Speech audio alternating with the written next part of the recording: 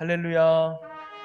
여러분 반갑습니다. 지난 한 주간도 여러분이 하나님의 은혜 가운데 잘 지내시고 오늘도 거룩한 주님의 날을 맞아서 예배를 사모하고 은혜 받게 되십니다. 저는 오늘 부목사님이 봉독해 준 본문 말씀을 가지고 하늘에 올라가신 예수님이라는 제목으로 여러분과 함께 말씀을 나누고자 합니다.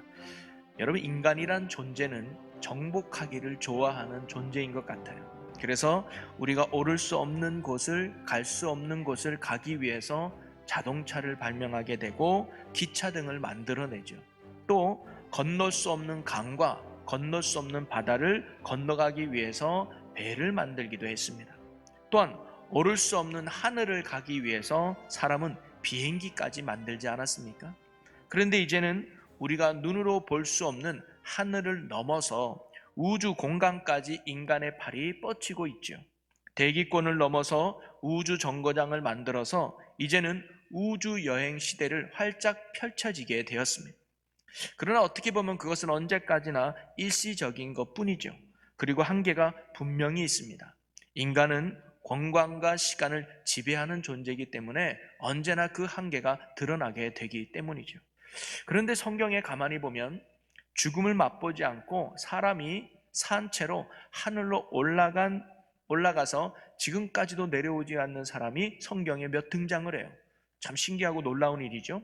그래서 구약에는 두 사람이 나오는데, 한 사람은 창세기 5장에 등장한 에녹이라는 사람입니다. 그는 하나님과 동행하고 죽음을 보지 않았다고 성경이 기록하는데요. 자, 5장 24절에 보니까 에녹이 하나님과 동행하더니 하나님이 그를 데려가심으로 세상에 있지 아니하였더라. 하나님이 그를 데려가서 그가 세상에 있지 않대요. 그리고 그 이유에 대해서 히브리서 기자는 이렇게 기록해 주고 있습니다. 히브리서 11장 5절에 보니까 믿음으로 에녹은 죽음을 보지 않고 옮겨졌으니 하나님이 그를 옮기심으로 다시 보이지 아니하였느니라. 그는 옮겨지기 전에 하나님을 기쁘시게 하는 자라 하는 증거를 받았느니라. 믿음으로 하나님과 동행했던 에녹은요, 하나님을 기쁘시게 하는 자였다는 거예요. 얼마나 하나님을 기쁘시게 했는지 하나님이 너는 내가 빨리 데려가고 싶구나. 그래서 아마 이 땅에 있는 에녹을 빨리 하나님 곁으로 데려가고 싶었나 봐요. 그래서 이 땅에 있는 에녹을 하나님의 나라로 하나님이 데려가게 되죠. 또 한 사람이 등장하는데 그게 엘리야 선지자입니다. 열왕기상 2장에 보니까 엘리야는 그의 제자 엘리사와 함께 이야기를 하면서 길을 가고 있었어요. 그런데 어떤 일이 벌어지느냐? 왕하 2장 11절에 보니까 두 사람이 길을 가며 말하더니 불수레와 불말들이 두 사람을 갈라놓고 엘리야가 해오리 바람으로 하늘로 올라가더라. 해오리 바람이 불어서 그 바람에 의해서 엘리야가 하늘로 올라가게 되죠. 그리고 지금까지 안 내려와요. 신기하고 놀라운 일이죠. 그런데 신약에는 또 한 사람이 하나님께로 올라가는 장면이 나오는데 그게 바로 예수님입니다. 예수님은 하늘로 올라가셨다라고 기록하고 있는데요. 오늘 말씀에도 보면 사도행전 1장 3절에 보니까 그가 고난 받으신 후에 또한 그들에게 확실한 많은 증거로 친히 살아계심을 나타내사 40일 동안 그들에게 보이시며 하나님의 나라의 일을 말씀하시니라. 여러분, 예수님은요 십자가에 죽으시고 3일 만에 다시 부활하셨죠. 그 부활하신 예수님은 이 땅에 있는 동안 40일 동안 머물면서 내가 다시 살아나셨음을 증거하고 많은 사람들에게 하나님의 나라의 일을 말씀하셨다고 합니다. 자, 그런데 그리고 나서 9절 말씀을 보니까 이 말씀을 마치시고 그들이 보는데 올려져 가시니 구름이 그를 가리어 보이지 않게 하더라. 40일 후에 예수님은 제자들이 보는 앞에서 하늘로 올라가셨다는 거예요. 누가복음 마지막 때도 이렇게 기록하고 있습니다. 예수께서 그들을 데리고 베다니 앞까지 나가사 손을 들어 그들에게 축복하시더니 축복하실 때에 그들을 떠나 하늘로 올려지시니. 여러분, 예수님은 제자들이 보는 앞에서 하늘로 올라가셨다라고 성경은 분명하게 기록해 주고 있습니다. 여러분, 제자들 입장에서 보면 부활하신 예수님이 올라가지 않고 평생 같이 있으면 제자들에게 더 좋은 거 아니겠습니까? 그런데 왜 예수님은 제자들이 이 땅에 남겨두고 하늘로 올라가셨을까요? 그 올라가신 이유가 무엇이며 올라가신 의미가 무엇일까요? 오늘 그것을 저와 여러분이 함께 생각해보고 나눠보려고 하는 겁니다. 자, 그러면 먼저 예수님이 올라가셨던 하늘은 어떤 곳인가를 알 필요가 있을 것 같아요. 여러분, 예수님이 하늘로 올라가셨다고 하니까 어떤 사람들은 예수님이 물리적 우주 공간 어디쯤 계신다고 생각하는 경우가 종종 있어요. 19세기 프랑스의 물리학자 라플라스가 별들의 위치를 그린 성자도를 나폴레옹에게 보여주었답니다. 그랬더니 나폴레옹이 이렇게 얘기해요. 야, 이 많은 별들 중에 하나님이 계신 곳은 어디쯤인가? 라고 물어봤다고 하잖아요. 또 소련의 인공위성 보스타코 1호를 타고 최초로 우주여행을 한 유린 가가린이 이런 말을 했습니다. 내가 우주에 올라가 보니 하나님은 없더라 라는 말로 유명한 말이 있지요. 그렇게 사람들은, 아니 어떤 기독교인조차도 하나님은 저 하늘 우주 공간 어느 행성에 어느 별쯤에 천국이 있을지 않을까라고 막연하게 생각하는 사람들이 많다는 거예요. 여러분, 성경에는 하늘의 개념을 세 가지로 이야기해 주고 있습니다. 첫째는 새가 날고 구름이 떠다니는 지구의 대기권으로서의 하늘이죠. 그래서 창세기 1장 20절에 보면 하나님이 이르시되 물들은 생물을 번성하게 하라, 땅 위 하늘의 궁창에는 새가 나르라 하시고, 여기서 하늘은 새가 날아다니는, 구름이 떠다니는 대기권의 하늘을 의미하죠. 또 두 번째 하늘의 개념은 해와 달과 별들이 떠있고 끝없이 펼쳐진 우주 공간으로서의 하늘입니다. 창세기 1장 14절과 15절에 보면 하나님이 이르시되 하늘의 궁창에 광명체들이 있어 낮과 밤을 나누게 하시고 그것들로 징조와 계절과 날과 해를 이루게 하라. 또 광명체들이 하늘의 궁창에 있어 땅을 비추라 하시니 그대로 되니라. 바로 별과 달과 해들이 있는 우주 공간으로서의 하늘을 말하는 거죠. 여러분, 대기권에 있는 하늘은 우리가 눈으로 볼 수 있는 하늘이죠. 그리고 우주 공간에 있는 하늘은 우리가 보지는 못합니다. 근데 요즘 망원경으로 볼 수도 있죠. 그리고 이제는 그 우주 공간을 갈 수 있는, 우리가 가볼 수 있는 하늘이 되어버렸어요. 그리고 세 번째 하늘이 나오는데 그것은 뭐냐면 천사들과 그리고 먼저 하나님께로 간 성도들이 있는, 하나님과 더불어 존재하는 영적인 세계의 하늘이 있다고 가르쳐 줍니다. 이 하늘은 우리가 눈으로 볼 수도 없고 우리가 가볼 수 없는 영적인 하늘이죠. 히브리서 12장 22절과 23절에 보면 그러나 너희가 이른 곳은 시온산과 살아계신 하나님의 도성인 하늘의 예루살렘과 천만 천사와 하늘에 기록된 장자들의 모임과 교회와 만민의 심판자이신 하나님과 및 온전하게 된 의인의 영들과, 바로 천사와 죽은 영혼들이 새로운 몸으로 부활하여 하나님과 함께하는 그 하늘이 있다는 거예요. 그리고 빌립보서 3장 20절에도 우리의 시민권은 하늘에 있는지라 거기로부터 구원하는 자 곧 예수 그리스도를 기다리노니 라고 기록하고 있습니다. 바로 예수님이 올라가신 그 하늘은 첫 번째, 두 번째 하늘이 아니라 바로 세 번째 하늘임을 가르쳐 주죠. 영이신 하나님이 계시고 천사들과 죽은 영혼들이 새로운 몸으로 부활하여 영원히 살고 있는 하나님의 나라, 천국, 그것이 바로 예수님이 올라간 하늘이라는 겁니다. 그래서 이 하늘이라는 것은 하나님의 공간으로 해석될 수 있어요. 영어 표현을 보면 좀 더 이해하기 쉬운데요, 인간이 보고 갈 수 있는 인간 공간으로서의 하늘은 스카이라는 단어를 씁니다. 그런데 하나님의 공간으로, 인간이 볼 수도 없고 인간이 갈 수도 없고 하나님만이 존재하는 영적인 공간, 하나님 공간으로서의 하늘은 헤븐이라는 단어를 씁니다. 해석해보면 천국이란 말이죠. 바로 예수님이 하늘로 올라가셨다라는 것은 예수님이 인간의 공간을 완전히 벗어나서 철저하게 하나님의 공간으로 가셨다는 것을 말하는 거예요. 자, 그렇다면 예수님이 이 부활하신 몸을 가지고 이 땅에 계속 살지 아니하시고 왜 하늘나라, 즉 하늘로 다시 올라가셨을까요? 예수님이 그 하늘로 올라가신 건 우리에게 어떤 의미가 있을까요? 또 올라가신 이유는 무엇일까요? 오늘 저는 세 가지로 정리해서 여러분과 함께 나눠보려고 합니다. 그 첫 번째는 뭐냐면요, 예수님이 하늘로 올라가신 이유는 우리의 구원을 온전하고 완성하기 위해서 하늘로 올라가셨다는 거예요. 여러분, 기독교 신앙의 핵심은 바로 예수 그리스도를 믿는 데 있습니다. 예수 그리스도를 통해서만이 구원을 받을 수 있고 예수 그리스도를 통해서만이 하나님에 대해서, 성령님에 대해서 올바르게 믿음으로 고백할 수 있기 때문이죠. 그리고 우리가 예수님의 구원 사역을 5가지로 정리해 볼 수가 있습니다. 우리는 그것을 예수님의 오중 복음이라고 말합니다. 우리가 예수님을 믿는다고 하면 이 5가지 사역을 믿는 거예요. 첫째는 뭐냐면 성육신 하신 거, 태어나신 거. 두 번째는 십자가에서 죽으신 거.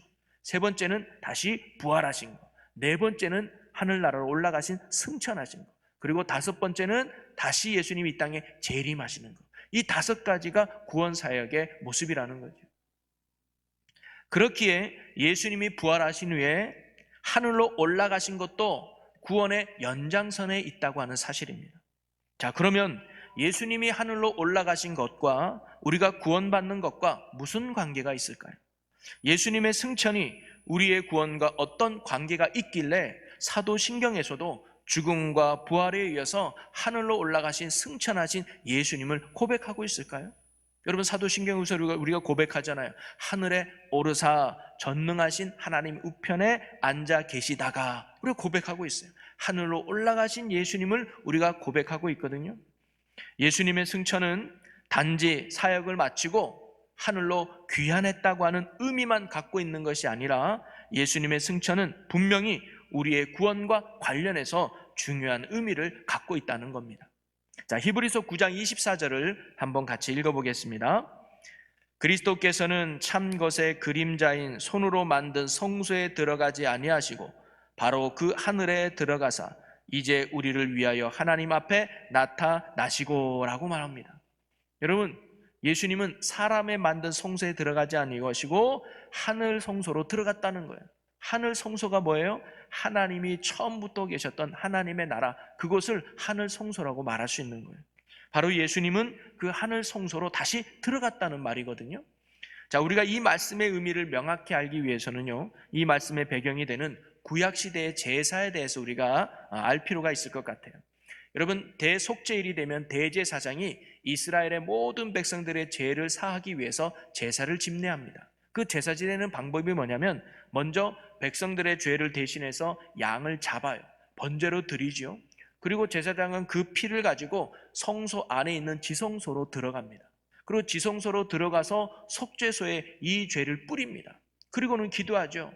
하나님, 이스라엘 백성들의 죄를 용서하여 주옵소서라고 피를 뿌리는 거예요. 그리고 그러면 하나님께서 그때 이스라엘 백성들의 죄를 사하여 주시는 거거든요. 그러므로 이스라엘 백성들의 죄가 용서되는 시점을 정확하게 구분해 본다면 죄물을 드릴 때가 용서받는 것이 아니라 성소에 들어가서 기도할 때 이스라엘 백성들의 죄가 용서받는다는 거예요. 자, 그러면 구약시대 제사장이 제물을 드린 후에 다시 성소로 들어가서 하나님께 기도할 때 모든 죄가 용서받았듯이 예수님도요, 자신을 제물로 드린 후에 손으로 만든 성소가 아니라 참된 성소인 하늘 성소로 들어가심으로 말미암아 우리를 향한 구원의 사역을 완성해 주신 것입니다. 한마디로 예수님의 승천은 구원의 마지막 퍼즐이 맞춰진 것과 같은 거죠. 그러므로 우리가 예수 그리스도께서 하늘로 올라가셨다는 것을 믿는다는 것은 단순히 예수님이 원래 있던 곳으로 돌아갔구나라고 믿는 그 자체만의 의미가 아니라 바로 그리스도의 구속을 이루는 과정으로서의 승천을 우리는 믿는 겁니다. 그러므로 우리가 그리스도의 승천을 고백할 때마다 우리는 우리의 구원을 완성하신 사실을 믿음으로 고백하고 있는 것입니다. 즉, 하늘에 올라가신 예수님을 믿습니다라고 하는 이 믿음의 고백 속에는 예수만이 나의 온전한 구원을 이루어 주셨습니다라는 신앙 고백이 담겨져 있는 거예요. 쉽게 말하면 구원의 시작과 구원의 마지막을 예수님이 하셨다는, 하늘 보좌에서 내려오신 것도 예수님이요, 모든 구원을 완성하고 다시 하늘 보좌로 올라가신 예수님, 구원의 시작과 끝은 오직 예수님께 있다. 그래서 오직 구원은 예수님 뿐이라는 신앙 고백이 이 고백 속에도 담겨져 있는 거죠. 두 번째로 예수님이 하늘로 올라가셨다고 하는 의미는 뭐냐면 성령을 보내주셔서 영원토록 우리와 함께 하시기 위해서 예수님이 하늘로 올라가셨다는 겁니다. 여러분, 예수님이 승천하시기 전에 제자들에게 이런 말씀을 하셨어요. 마태복음 28장 20절에 보니까 내가 너희에게 분부한 모든 것을 가르쳐 지키게 하라. 볼지어다 내가 세상 끝날까지 너희와 항상 함께 있으리라 하시니라. 부활하신 예수님이 하늘로 올라가시기 전에 제자들에게 내가 세상 끝날까지 너희와 항상 함께 있을 거야 라고 약속하셨단 말이죠. 자, 그러면 계속 있어야 될 텐데 예수님은 이 말씀을 하시고 혼자 하늘로 올라가셨어요. 제자들이 좀 당황하지 않았을까요?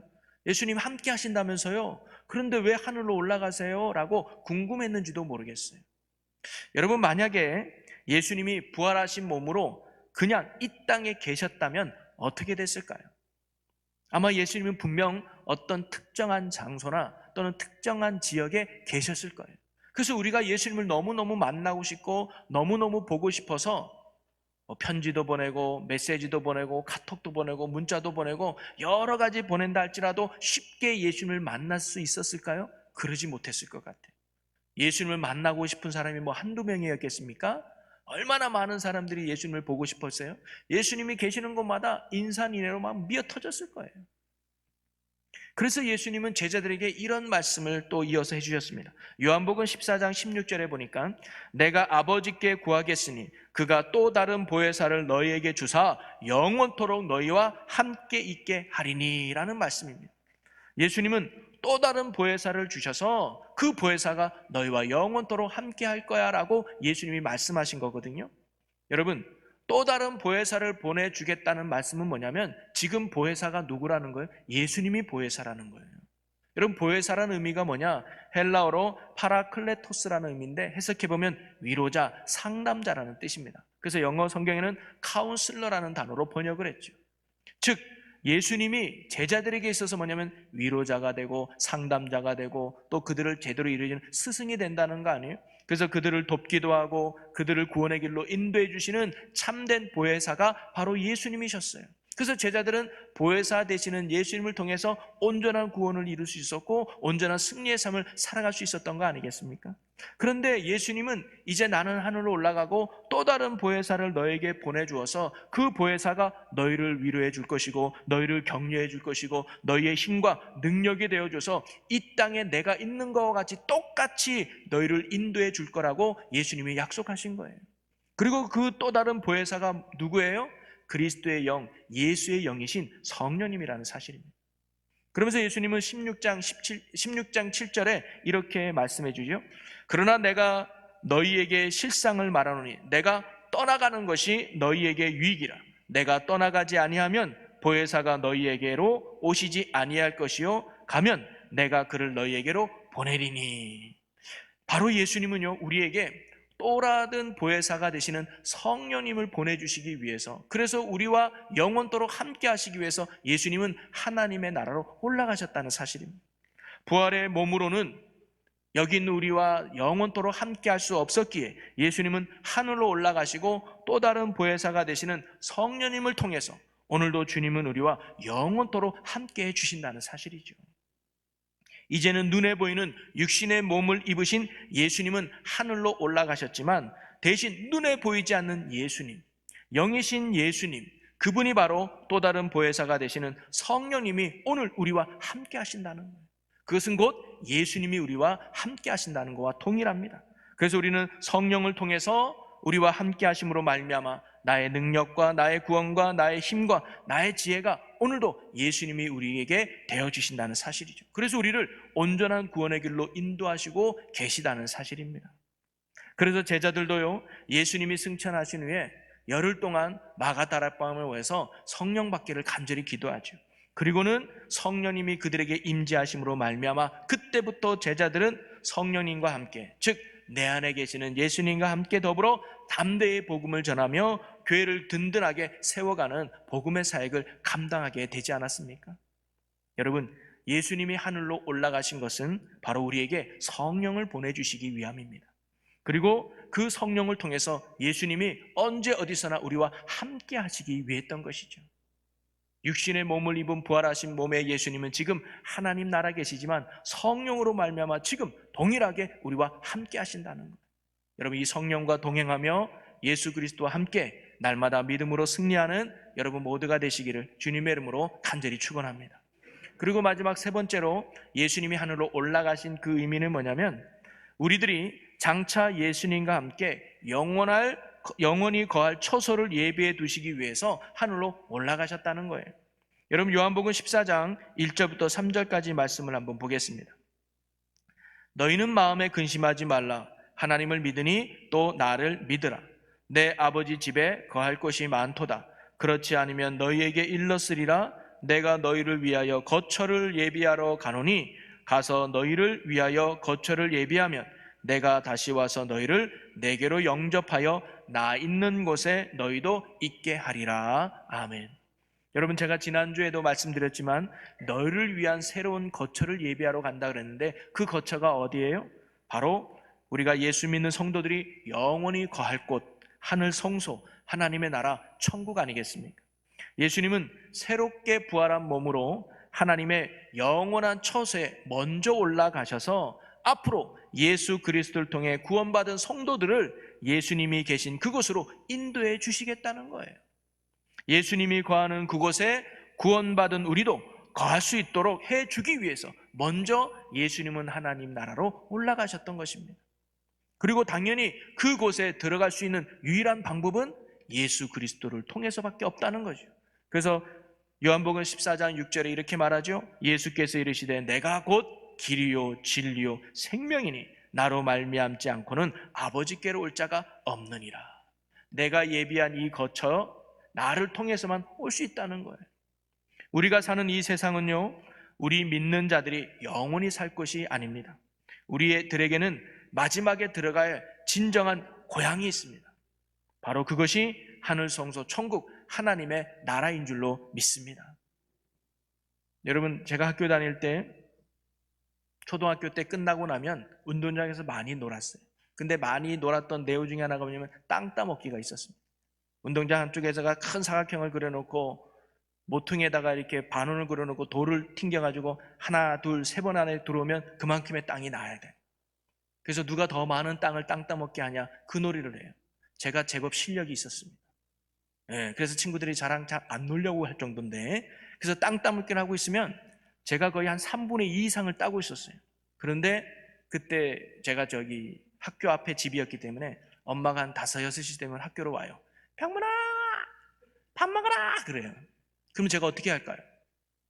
이 땅 포기 못합니다. 내가 엄마 나 밥이 중요한 게 아니야. 내가 이 땅을 내가 포기할 수 없어. 그랬을까요? 아니요. 돌멩이 던지고 가죠. 왜? 아무 소용없는 거예요. 이 땅. 여러분, 우리도요, 하나님이 얘야 와라 그러면요, 우리도 이 땅에 모든 것들을 내려놓고 가야 되는 인생 아니겠습니까? 우리가 진정으로 가야 될 본향은 이 땅이 아니라 바로 하나님 예수님이 예비해 놓으신 거룩한 처소 천국인 줄로 믿습니다. 예수님은 먼저 그곳에 가셔서 앞으로 예수를 주로 믿고 예수를 따르며 살아가는 구원받은 저와 여러분을 그곳으로 인도해 주신다는 겁니다.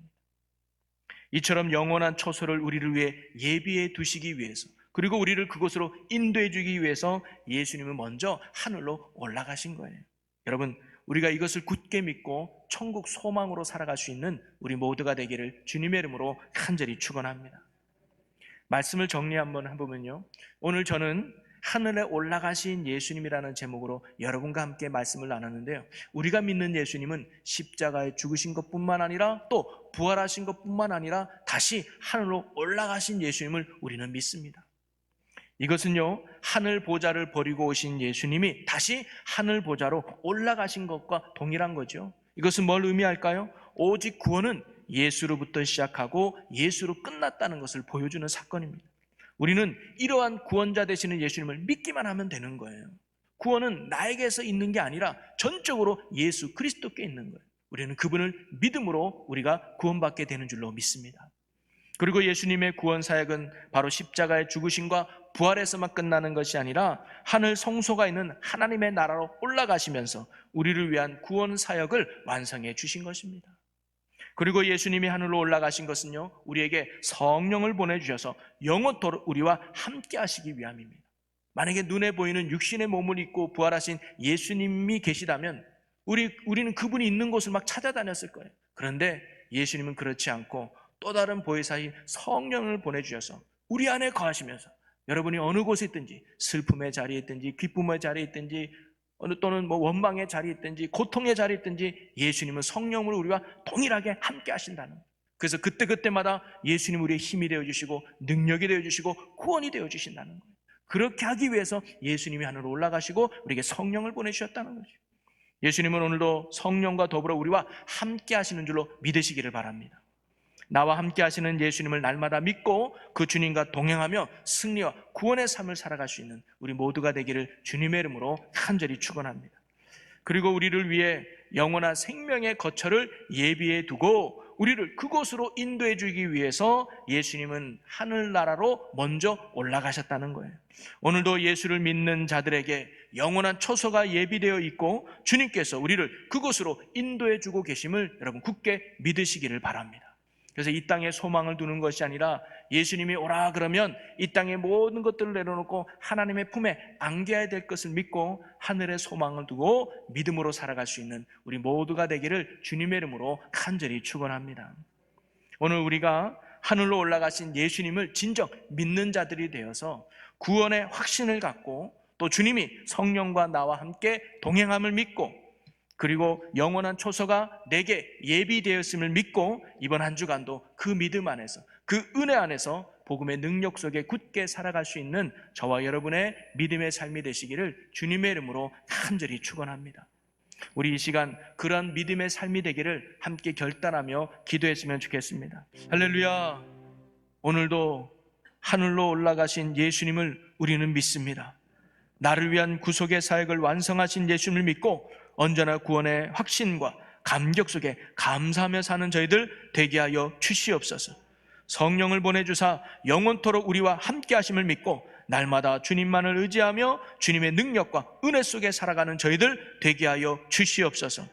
영원한 하늘 초소가 내게 예비되어 있음을 믿고 하늘에 소망을 두며 기쁨과 감사로 살아가는 저희들 되게 하여 주시옵소서. 감사드리며 우리 주 예수 그리스도의 이름으로 기도하옵나이다. 아멘.